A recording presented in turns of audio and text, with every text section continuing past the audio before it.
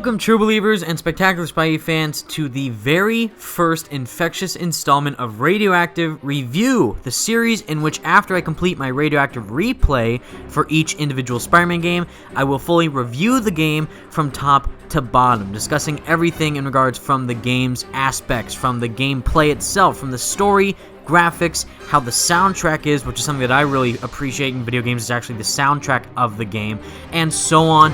And we're going to have a really fun time doing it, and I know I'm extremely excited to do these for you guys for a couple reasons. The first reason is actually because I can review the game fully, and you guys can see why this particular Spider-Man game is in fact my favorite Spider-Man video game of all time. And also, even though Spider-Man PS4 is not out yet, you guys can get a good aspect on how I will review Spider-Man video games, because I have reviewed the cartoon, if you saw that video, and I also reviewed Spider-Man Homecoming, which was a movie.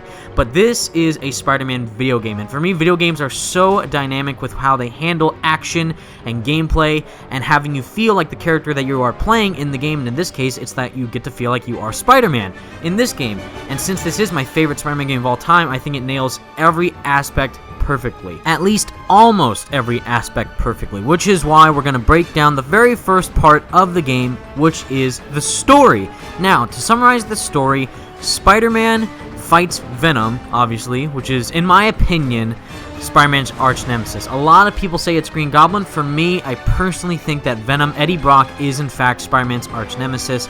And again, the game starts off, you are Spider-Man, and you have to fight Venom as you do, and then the game gradually keeps going into this great journey of a great Spider-Man tale trying to take out all of his different villains, and also some bigger plot is at work here in regards to the symbiote, because in the beginning of the game, Venom does bestow upon you by accident the symbiote, or at least part of his symbiote, which is a big factor of the game. Then, as the game continues, it's really action and sequence based because of how it feels like you are playing two games in one. The first act of the game is standard Spider-Man game status. You're swinging through New York. It's an open world. You can swing through an incredibly diverse, awesome New York City and do all these cool missions and stuff. And then the second part of the game, which I personally think is my favorite aspect of the game, is like the zombie apocalypse meets Spider-Man, or in this case, it's the symbiote apocalypse, which is incredible. You get to swing through an apocalyptic New York City filled with symbiotes to the brim and try and take them down, while Venom is slowly growing his power with the symbiote, and him and the symbiote are growing even stronger together, forming a bigger bond than they already had before, making Venom overpowered, even more powerful than ever before, which then he infects the city of New York with symbiotes, and then the entirety of the New York population, at least the big majority of the New York population, is in fact covered with symbiotes, and it's the Symbiote Outbreak epidemic, and I find that incredibly dynamic in this game. It's something that we've never seen before in a Spider-Man game, is the fact that you do usually go and swing around a normal New York City. This time, it's also an original Spider-Man game, which means that there's tons of Marvel references and Easter eggs all over the place with different characters that are in the story. And also, the fact that the symbiote New York City and the standard New York City are very different from one another in regards to the villains that you can fight, and the way that the city also looks and feels when swinging around and exploring both of those New Yorks is very impactful and dynamic for a hardcore Spider-Man player who can spot the difference from a standard, normal New York City to something completely different with the symbiote New York City. And while the story is very impactful with all the different characters and villains you can fight in the game and allies that you can also go into, is actually the main story with Eddie and Peter, Spider-Man and Venom, fighting together, having that dynamic relationship with one another, and showing the really cool part of this is that Venom is only in the game 3 times, in the beginning, in the middle, and the end. And the end fight is the most dynamic boss fight in any Spider-Man game I've ever played, and it shows that incredibly well with, even though Venom is a big part of the game, he's the main villain of the game, he's only in it 3 times, and that just shows how sinister he is, lurking in the shadows and doing evil things in the background with himself, the symbiote, infecting other people as the story continues, hence why the game is called Web of Shadows, and I love that part about the game, and it's awesome. And next up, to continue with the review, is actually the graphics. Now, this game came out in 2008, but the cool thing about it was that in 2008, the PS3 and the Xbox 360 were new consoles that did come out, and the first PS3, or that generation of video game consoles that did come out for Spider-Man, was in fact Spider-Man 3. However, this is the first ever original Spider-Man game to come out for those consoles, so it wasn't tied into a movie or anything else like that. It was in fact a regular Spider-Man game for both those consoles, and at the time, in my opinion, at the time, the graphics looked great. They did not look anything outstanding, out of this world. It's definitely not the best looking Spider-Man game ever made, but the graphics do have a really cool look to them. The character models look really nice. Spider-Man's suit looks great, both in the red suit and the black suit. The way that the civilians are walking in the street and everything looks great, and especially when you're fighting the symbiote villains, both for Venom, the symbiote bosses, and the symbiote henchmen, the mini Venoms in the city, they all look great. And the symbiote effects and the particles of everything, of the tendrils coming out from the buildings, everything crazy looking like that is phenomenal. That's where the game shines, is the symbiote infestation aspect of the game, and it's gorgeous. Especially with different aspects, like when you're fighting as Spider-Man, both in the red suit and the black suit, there's this cool flare effect that you can input within the game when you punch, kick, or use your tendrils in the black suit, and you also shoot your webs in the red suit when you're Spider-Man fighting enemies, and it looks really, really cool. It may seem a bit cartoonish, but for me, I find it really, really awesome. It gives it that flair that no other Spider-Man game has. No other Spider-Man game has really done that, except for maybe Shattered Dimensions, but mainly for this, with just a standard red suit and black suit Spider-Man doing that cool particle effect when fighting, I actually find it really cool. Now, next up is a big part for me, and again, I really, really am a fan of music, and it is the soundtrack for this game. The theme for this game is the most iconic Spider-Man theme I've ever heard. I'm saying that right now. The Sam Raimi theme for the movies is great, but if I was 10 years old when this game came out in 2008 and I played it for the first time, I start up the game. After that loading sequence, you see the title, Spider-Man Web of Shadows, and you hear that theme play in the background. And it's two little notes that start off the theme, and then it gets bigger and more heroic and more actiony and more fast-paced, and then it kind of slows down to get to more evil things, kind of hinting at what the game is going to be as you keep playing. And the theme showcases that great. And also a great other part of the soundtrack is that it's different for both Spider-Man.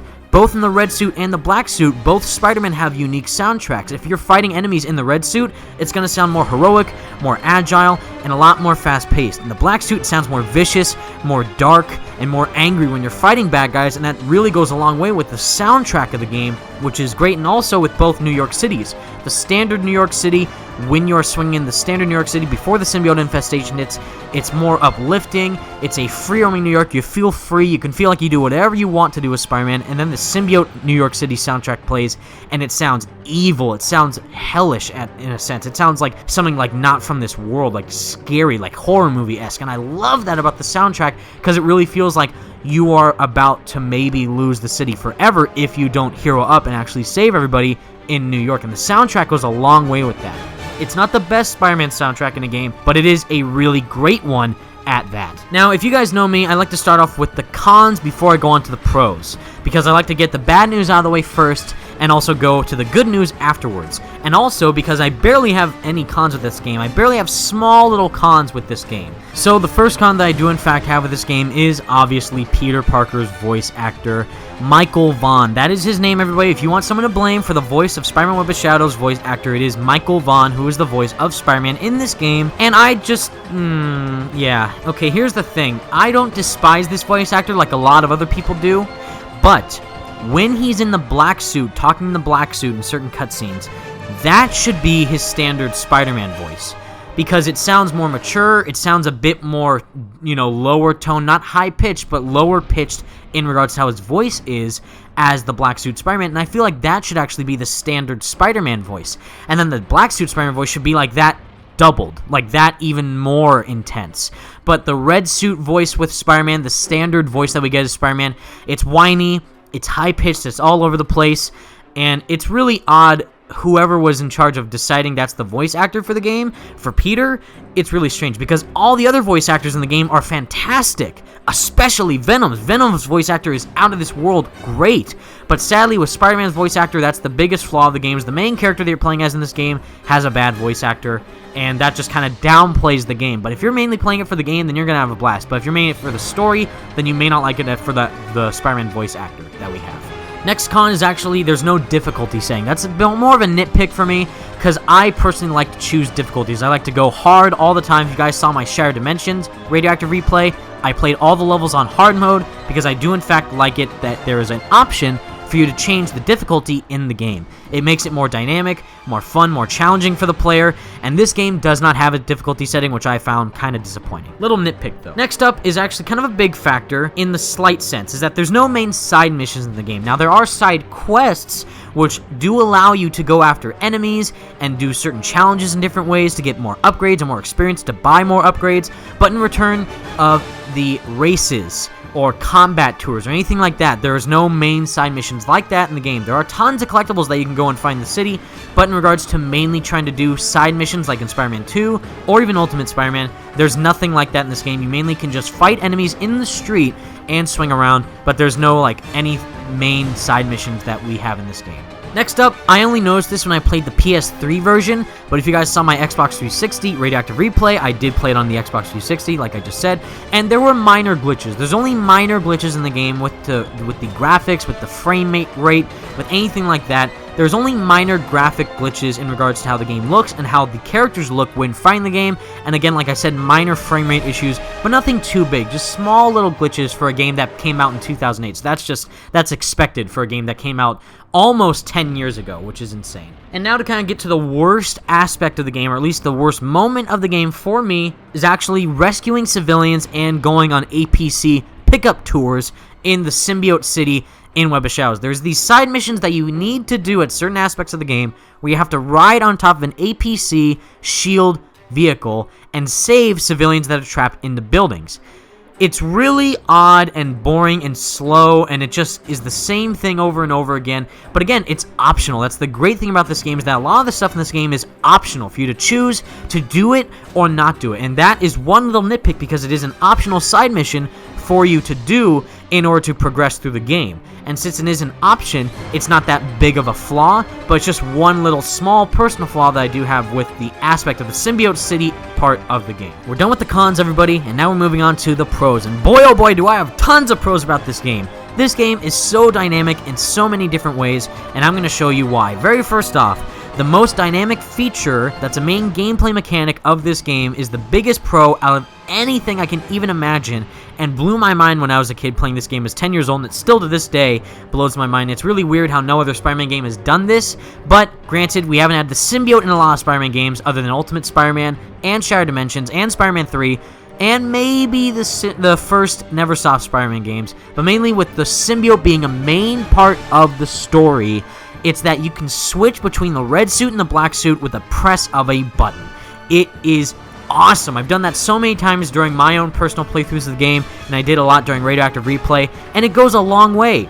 Not only do you swing faster in the black suit, you are more strong in the black suit, you have different move sets in each suit, and also, when you have the great ability to use special moves, each special move is tailored to your own specific traits. So in the red suit, it's more about webs. In the black suit, it's more about the tendrils. And the cool thing is, you can do it on the fly. You can press the button and switch between the red suit and the black suit how many times you want, however you want, whenever you want, wherever you want, and it's awesome. And it's so great that there is no feedback or loading time or anything like that in the game. It's purely about the suit changes, and it's great. And also, you can do it during combat. You can mix up your attacks with fighting really quickly in the red suit and then switch to the black suit and use your tendrils to finish them off any way you want to, and it's fantastic.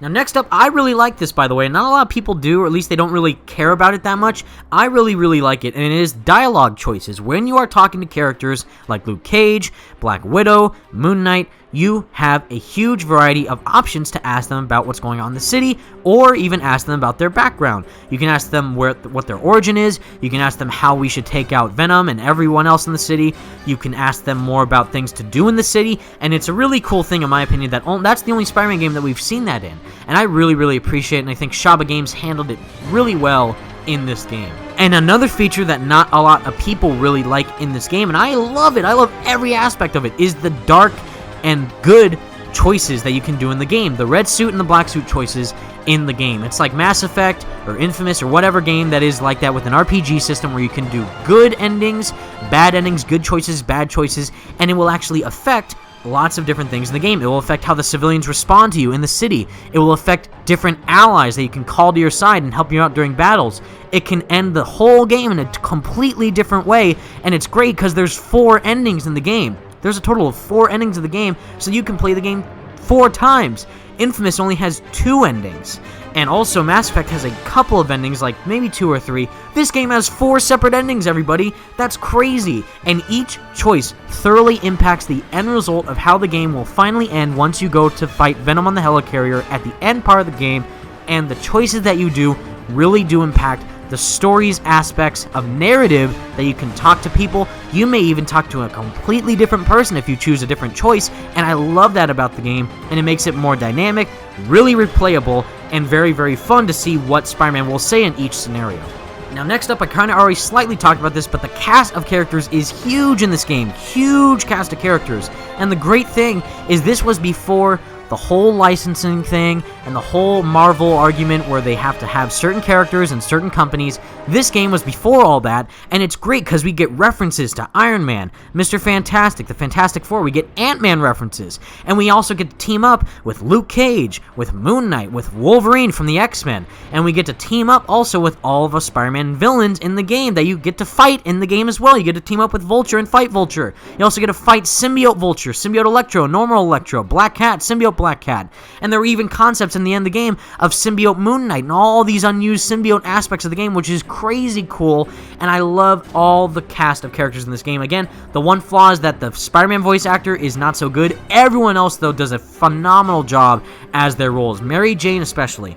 This is my favorite incarnation of Mary Jane in any Spider-Man game ever. She actually does things in the story to help out Spider-Man. She's not a damsel in distress. She's actually a helpful character in the game that really does have a dynamic role in the story. And also with the choices that you can do as Spider-Man, that also really revolves around Mary Jane's relationship with Spider-Man and Peter Parker. And it's great. And the dynamic cast, again, with S.H.I.E.L.D., with Venom, with the villains, with the side heroes, it's great. And I really think that this is the most interstellar cast of characters that we've seen in a Spider-Man game yet.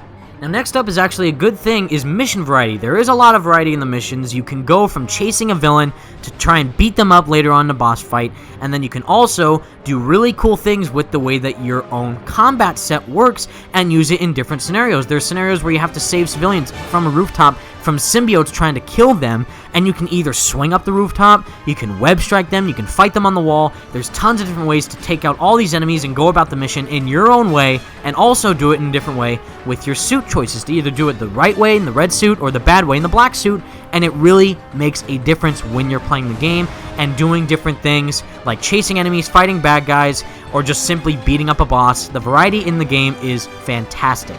And that really showcases with this next point, guys, is the boss fights. Every single boss fight in this game is epic. Every single one. The one where you fight Black Cat on the rooftop, great. The one where you have to fight Kingpin's goons and then go and fight symbiotes on his tower, great.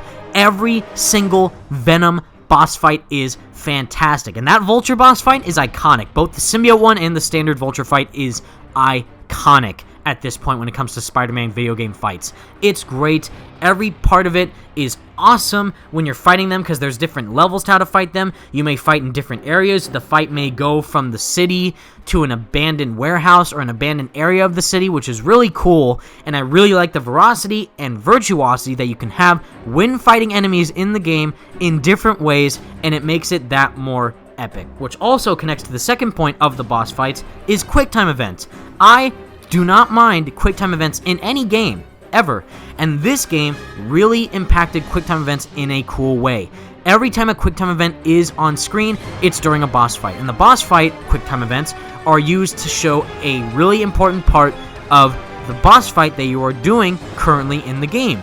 For example, the first QuickTime event that we did get that stood out to me is the one with Black Cat. You're talking to Black Cat, trying to talk her down, she refuses, and then you have to save her, and then chase after her after you save her from falling to her death, which is really cool, because then it shows that relationship that you have with Black Cat and Spider-Man. And again, It's funny because some people always choose this choice, but it's funny because it's the actual canon choice. The main choice that is actually part of the main story is that choosing the black suit choice for Black Cat. That is canon for the story, and I love that about the game. It's great because they already know that a lot of people chose that choice, so it shows with that quick time event, it makes it more personal. And mainly, my favorite one is the final fight with Venom as 5-headed giant Godzilla-sized Venom, and it's huge. And the quick time event, it's slow, and it also paces it out to try and also showcase it's a cinematic you're watching. But guess what? You're playing a video game. This isn't a movie. You're playing a freaking Spider-Man video game. And you can use the quick time events to showcase a dynamic scene in a very interactive way while not making it distracting at any point. It's really, really great how they handle the quick time events in this game, and I love every part of the quick time events for all the bosses.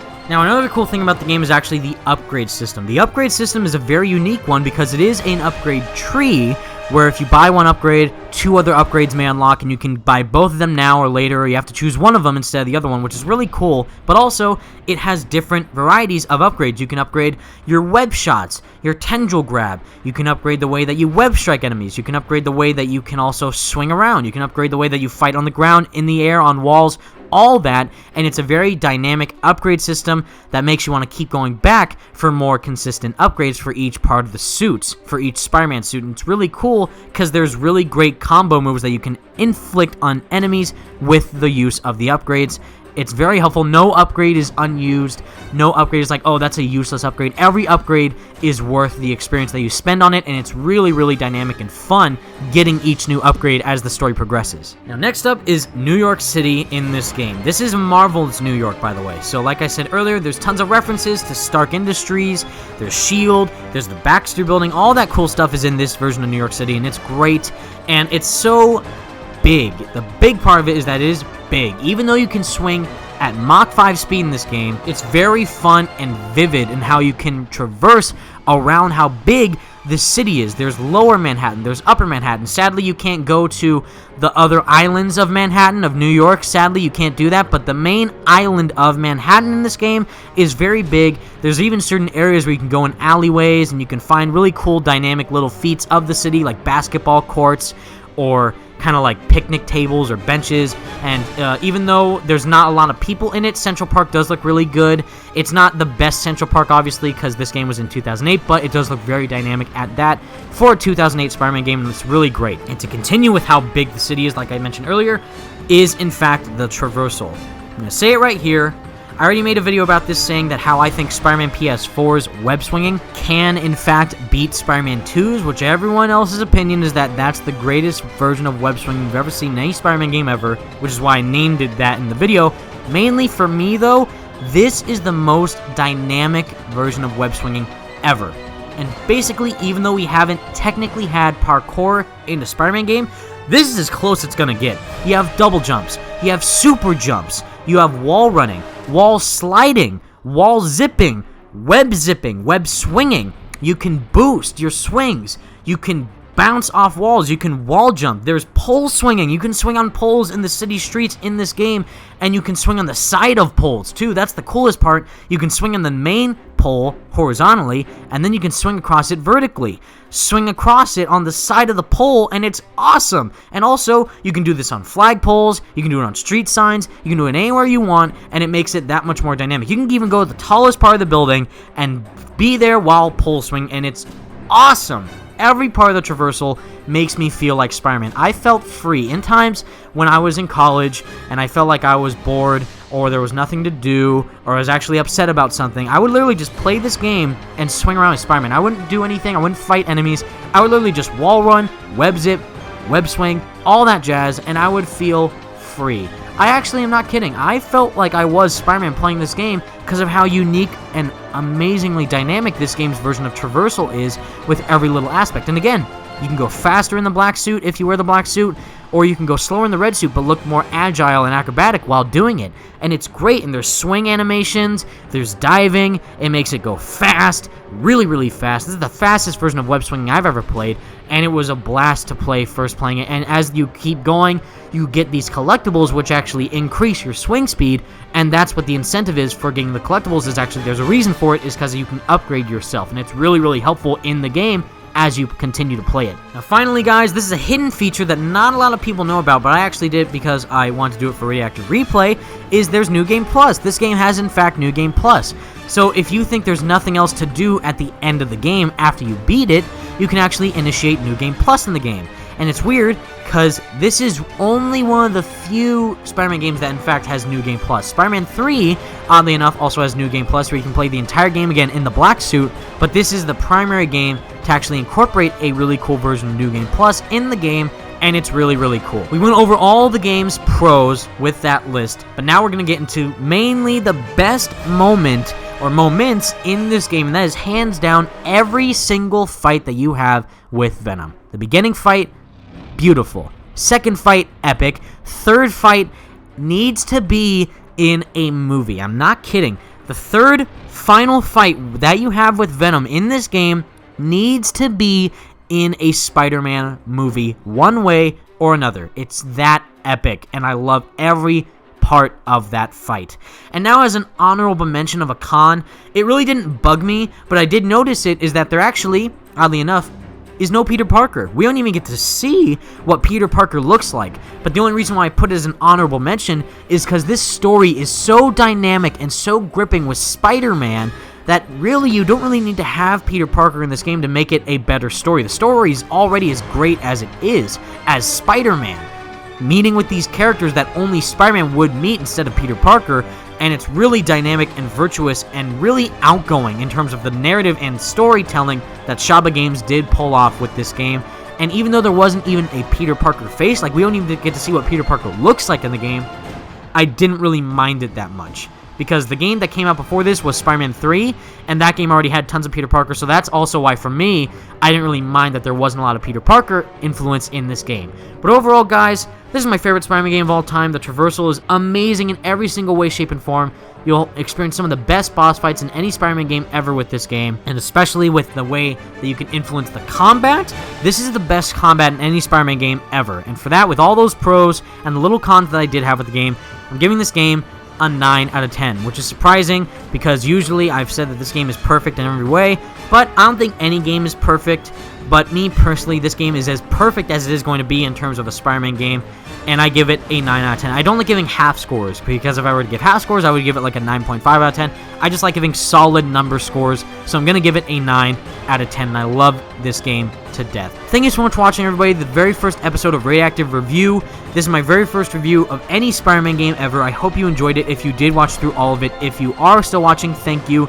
And the next episode of Radioactive Review will in fact be for Spider-Man Shattered Dimensions. And here's a little sneak peek of what you can expect from me reviewing that game. But anyways, thank you so much for watching, everybody. Stay spectacular, Spidey fans. Peace out.